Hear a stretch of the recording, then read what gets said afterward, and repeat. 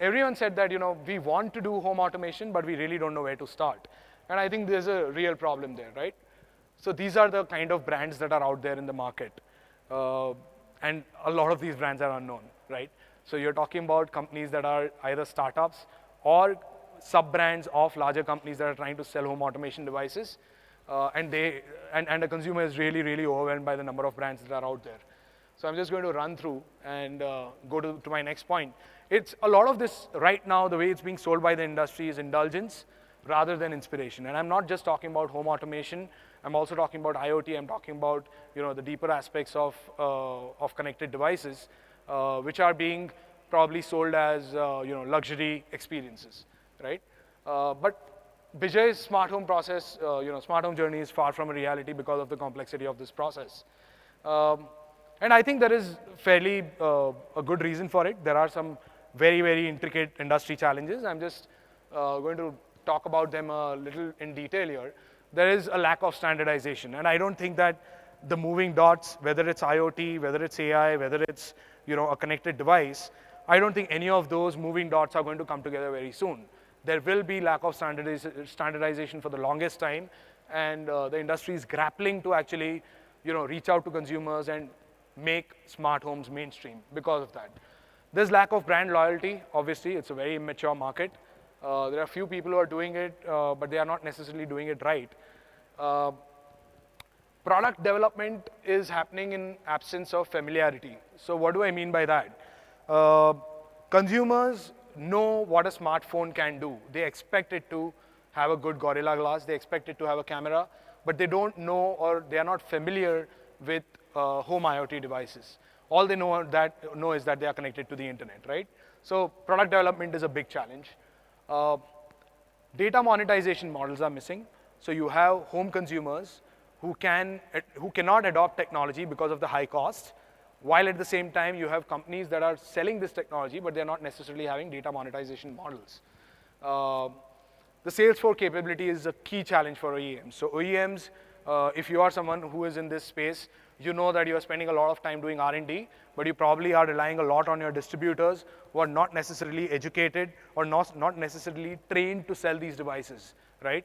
Even smart TVs, if you look at smart TVs, most smart TVs are underutilized because people don't know how they work.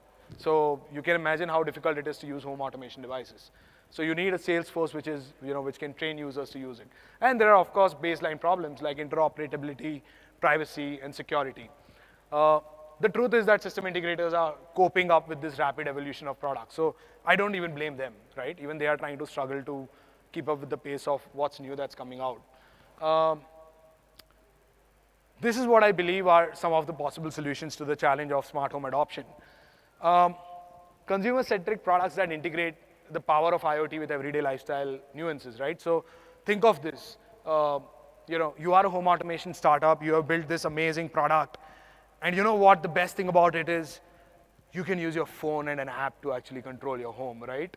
And this is essentially the thing that we are selling on, right? I think that needs to change. We need to go to level 2, right? And level 2 is this, right? You have a pet at home. You're not at home and you need to feed the pet, right? What do? You come up with a device that actually feeds the pet from time to time. And there are other such devices that actually connect to the internet. You can see your pet from the other side of the room. You can feed the pet by actually doing hand gestures. So as soon as you do that hand gesture, the machine actually throws food. So you're actually feeding your dog. And I think that's a real challenge you're trying to solve by having such products. Reskilling on-ground workforce, right? We need to stop using industry terms, right? Unfortunately, and I think it's true because IoT right now is being spoken in the enterprise space. I don't care whether you are a system integrator or not. I don't want to hear whether you're a system integrator or not. I need to know whether you understand my lifestyle, right? And that requires us to start talking about lifestyle solutions. That requires us to start talking about lifestyle solutions specialists, right? People who come to your house, who understand your problem, who have a questionnaire, who say, hey, you know what, these are the people you are living with. These are the problems that you have. I think these are the devices that you need, right? And this should be, of course, agnostic of the brand that you are selling.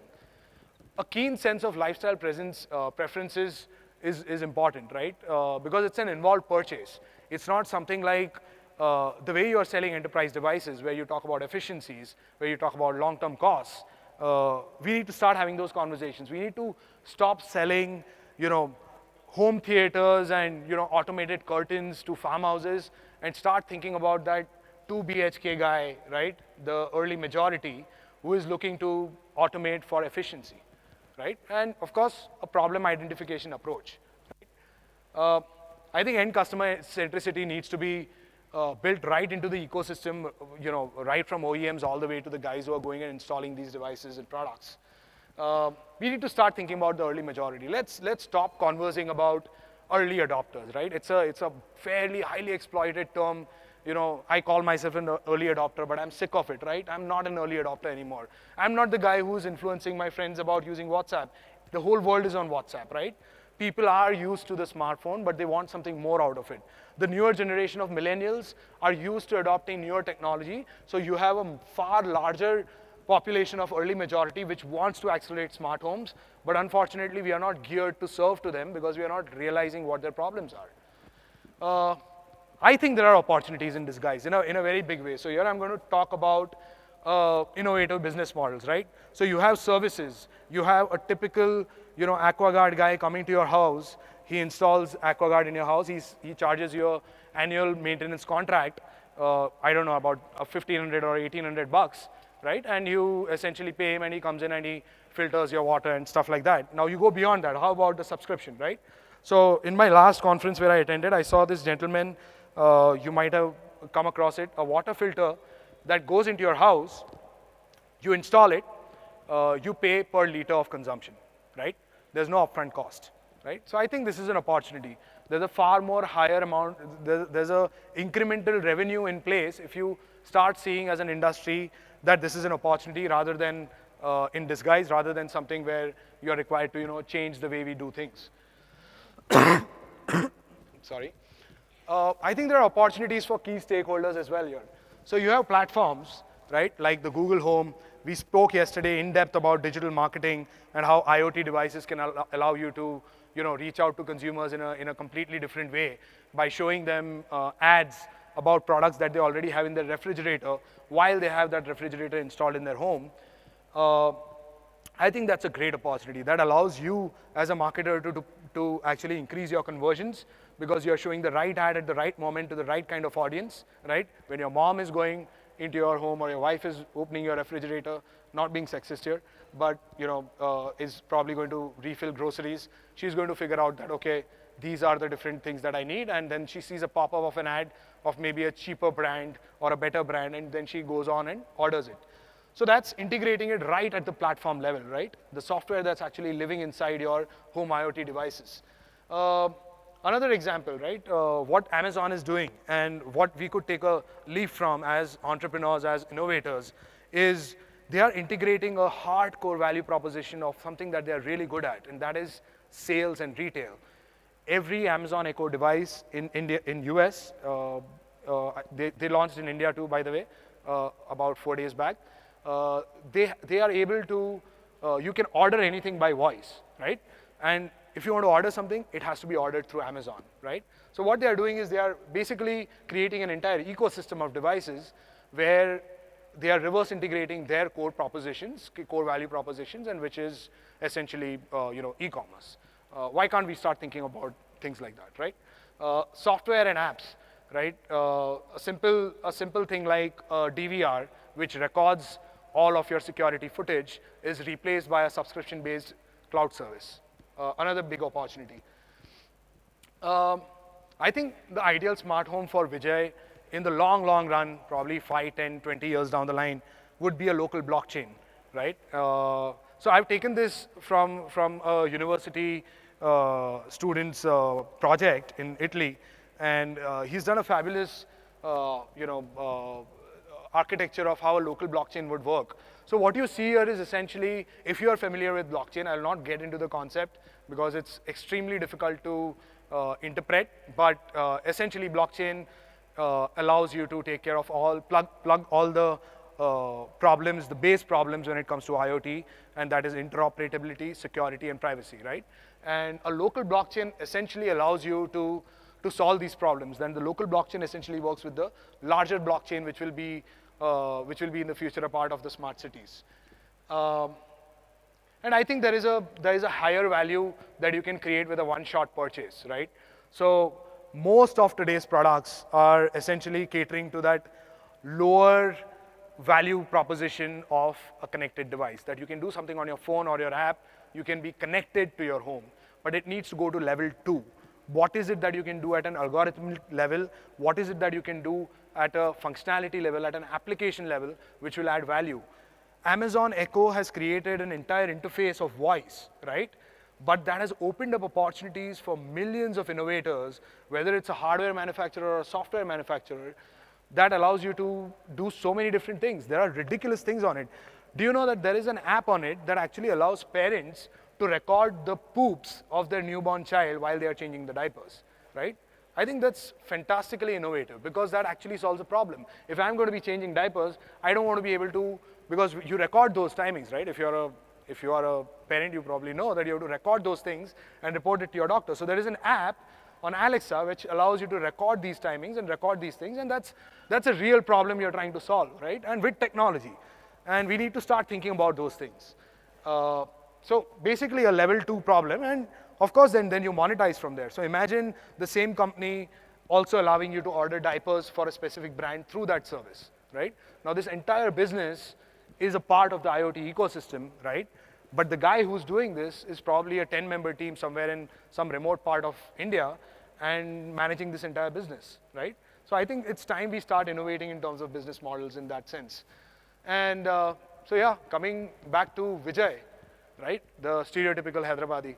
How do we enable his home for the future, right? And I think we need to uncomplicate it, right? IoT is not this technical term. AI is not this extremely, difficult thing to interpret. It has to be something that's uncomplicated, right? Something simple, right? We should think lifestyle. We should think consumer benefits. We should build for convergence, not proprietary systems, which is a very, very stark reality, at least in India, with all the home automation companies that are coming out. We need to get creative with business models, and more than ever, we need to solve baseline problems with collaboration. We need to get OEMs and everyone on the same table and say, hey, you know what? We want to solve the consumer problem. Let's think about how we can do that, right? How do we solve fragmentation? How do we solve interoperability? And we need to bring the consumers into the ecosystem as well. And that's what we are trying to do with Smart Home NX. So this is my small 2-slide sales pitch. I'll just run through it because I hate doing force-fed sales pitches in presentations. But yeah, I was just tempted to because we had an audience. So I just put 2 slides. Very briefly, what we are trying to do is, with our platform, we are trying to educate consumers about home automation. And we are trying to create consumer personas of users like Vijay, who are staying in a 2 BHK or 3 BHK, and we are trying to help them find the right kind of product or service, and helping him. We are selling those products, and we are helping him connect to the right kind of partner who can basically, service that solution for him. In addition, we are also working with the industry to bring everyone together and essentially, have a common conversation going in order to accelerate adoption. We are doing this in several ways. One of the future things that we are going to do is we're also going to have virtual home profiles, so a user can actually tell us that these are the devices they have in their home, and we will recommend things that they need in order to upgrade or in order to actually extend their smart home or their home ecosystem of technology. So yeah, that's it. Let's reinvent homes and let's think of the customer. Q&A? Question answer? Sorry? You want to go for ask question? Yeah, of course. Question answer, anyone? Only 2 questions.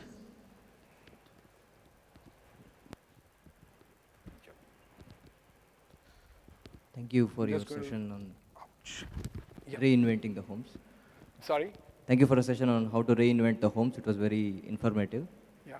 So one simple question I want to ask you is, the stereotypical Hyderabadi Vijay, whatever you told, how many Vijays you think who have a simple 2 BHK home, who are able to really make their rents tough to meet in this inflation for country as well as the growing economy would afford to go for home automation? So, And yeah. Just one more, small one. Yeah. The power to drive your home automation is again electric power. So what is the backup that you have in case you have a power supply failure and your entire home goes dead? So how do you say there is a backup and what can be the solution for this? There Apart is a from what? the power backup. I'm sorry, there is a what, did you say, the last part? If your home automation is running on electric power, right? Right. Right. So obviously you have inverters in case of there is a power failure. Right. So right. I have an inverter in my home as well. Right. And even in case the current goes off, so my Right. inverter drives my lighting, but my heating doesn't work. But I see in all home automation sequences, everything is integrated. So if there is a power failure, how do you think we can manage? Yeah, sure. So I think I'm just summing up your question, summarizing your question. What you're saying is that the two big barriers, one is cost and one is the baseline problem, right? And when I say baseline problem, when it comes to India, as you correctly pointed out, power is a baseline problem, right? I completely agree with you. So there are two things. As far as cost is concerned, I believe there are solutions which are cost effective, right? The reason a lot of cost effective solutions don't make it to the consumer is because of the way they are sold right now by home automation companies, because they rely on the typical business models of the past, where you have a product, you have a margin, you have a service, and you have a margin for that service, the cost of a man hours that go into servicing that client, right? In fact, I also hear that post-sale service is not a big deal. They really don't care about it.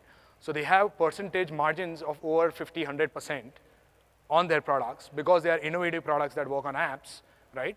However, there's no money in the service. So they actually sell service, but they don't actually cater to them. According to me, this is a hardcore problem at the business level. We need to think of newer ways to allow users, like I said, to have either a small purchase down payment initially, and then make recurring revenue over a period of time, right?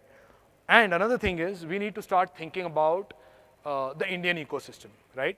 I was having a conversation before this, right, where how we try to take solutions from outside India and try to build on that, right?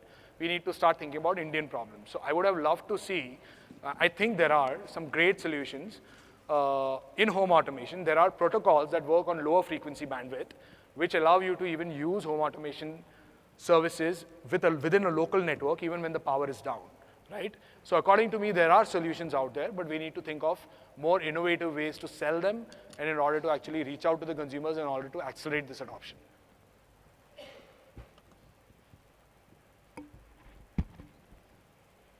I think Last question.